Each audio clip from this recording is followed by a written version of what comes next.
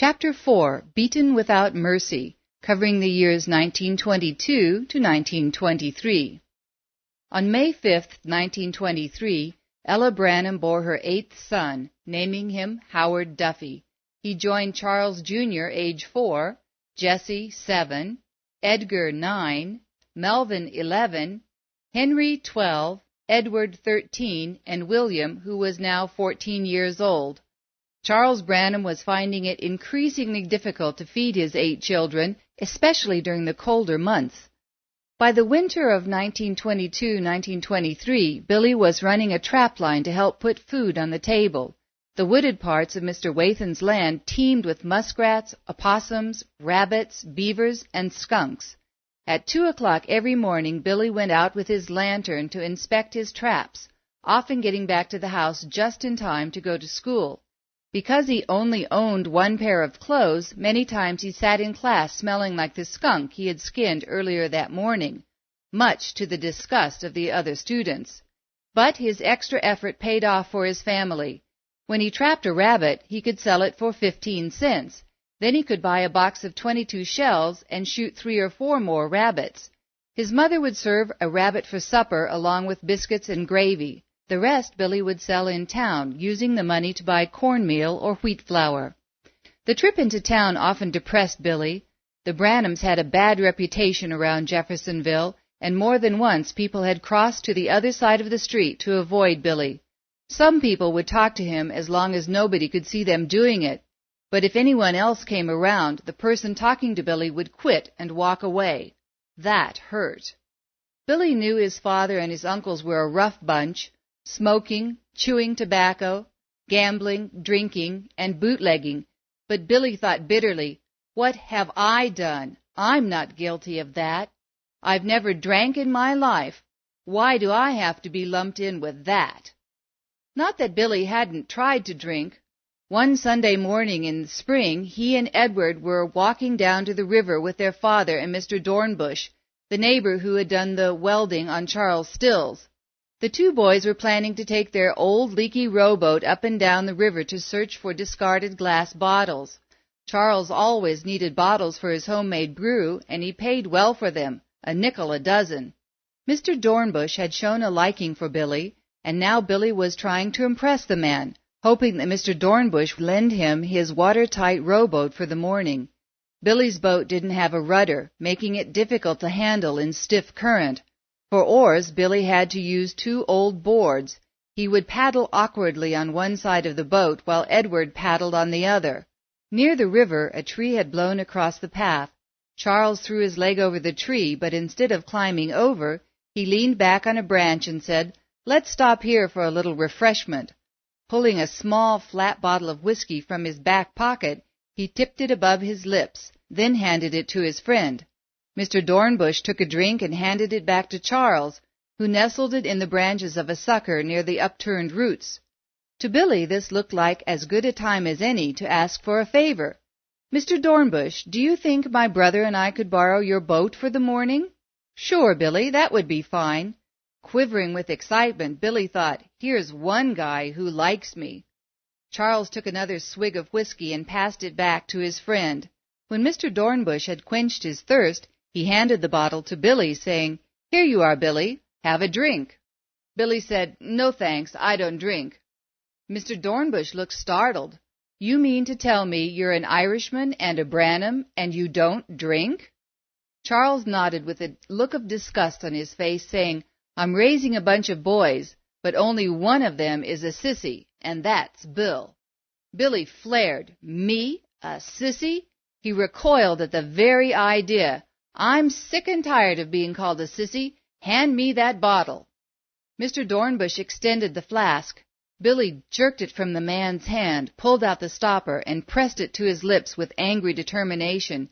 He started to tip it up, but before a single drop of whiskey dribbled into his mouth, he heard a noise like leaves being stirred by a whirlwind. Whoosh! His hand stayed, the bottle poised at his lips. Whoosh! It wasn't his imagination. He heard it as clearly as he heard the conversation around him. Whoosh! Billy's memory flashed back to that voice in the poplar tree, commanding, Don't ever drink or smoke or defile your body in any way. There will be a work for you to do when you get older. Terrified, Billy dropped the bottle and took off through the field as hard as he could go, crying bitter tears of frustration and confusion. Charles sneered. See what I told you? That one is a sissy. Any direction Billy turned, life showed its jagged teeth. He continued his schoolhouse education through the 7th grade. It was like hiking uphill on crutches. The rural school system required students to buy their own books and supplies. Billy's parents didn't have enough money for pencils and paper, let alone school primers, so every time Billy needed to study his lessons, he had to borrow a book from another student. The school curriculum of the time was designed to help mold a child's moral character as well as his intellect. One lesson that deeply touched Billy was a study of Longfellow's poem, Psalm of Life. Tell me not in mournful numbers, life is but an empty dream, for the soul is dead that slumbers, and things are not what they seem. Life is real, life is earnest, and the grave is not its goal. Dust thou art, to dust returnest, was not spoken of the soul. Not enjoyment and not sorrow is our destined end or way, but to act that each tomorrow finds us further than today.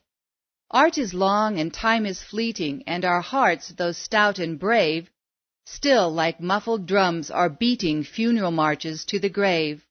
In the world's broad field of battle, in the bivouac of life, be not like dumb-driven cattle, be a hero in the strife. Trust no future, however pleasant, let the dead past bury its dead. Act in the living present, heart within and God overhead. Lives of great men all remind us we can make our lives sublime, and, departing, leave behind us footprints on the sands of time. Footprints that perhaps another, sailing over life's solemn main, a forlorn and shipwrecked brother, seeing, shall take heart again. Let us then be up and doing, with a heart for any fate, still achieving, still pursuing, learn to labor and to wait. This poem inspired Billy, yet not in his wildest dreams could he have imagined the deep footprints his own life would leave on the sands of time. For now Longfellow's poem sang a song of hope in a dreary land. These lofty words spoke to Billy's heart, encouraging this disheveled 14-year-old boy struggling to understand all the injustices he saw in his own life. The older boys taunted and badgered him at every opportunity for being born in Kentucky, for being poor, for being small for his age, and for being different. By now, Billy understood the reason for his family's poverty, his father's drinking problem.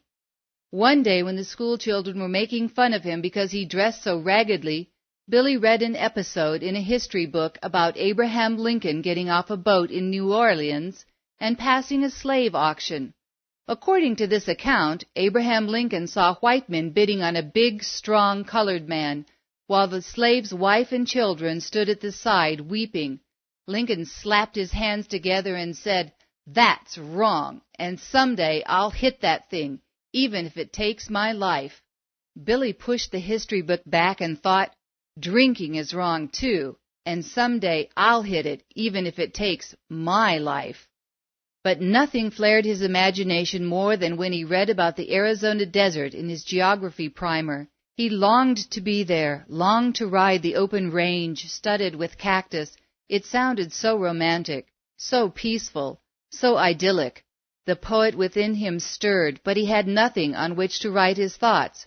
So he borrowed a piece of paper from the student next to him and wrote, "I am lonesome, oh so lonesome, for that far-away southwest, where the shadows fall the deepest over the mountain crest.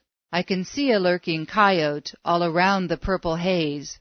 I can hear a lobo hollerin' down where the longhorns graze, and somewhere up a canyon I can hear a lion whine in those far-off Catalina mountains at the Arizona line." Unfortunately, the harassment from older boys went further than mocking and jeering. After school, they would gang up on him repeatedly. Although small for his age, Billy had grit and enough temper to fight a buzzsaw. The boys would knock him down and he would get up again. They would keep knocking him down until he didn't have the strength to get back up. Many times he sucked his supper through a straw, his mouth too badly mashed for him to eat solid food. One spring day in 1923, Billy walked a girl home from school carrying her books. On the way back to his cabin, 5 bullies surrounded him. They shoved him into the dirt. One sneered, "Why are you walking with that girl?" Another taunted, "Yeah, we don't want you walking with her, you dirty Kentucky squab." They knew Billy was born in Kentucky and that his mother was half Indian, making her a squaw, so they derided him by calling him a Kentucky squab.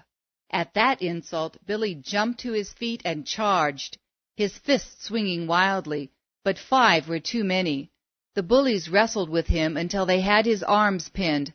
Then, while 4 boys held him helpless, one boy took a rock in his fist and pounded Billy in the face until he sagged, almost senseless. Billy pleaded with them, "If you'll just let me go, I'll go right straight home, I promise." Since he was nearly unconscious anyway, the boys agreed.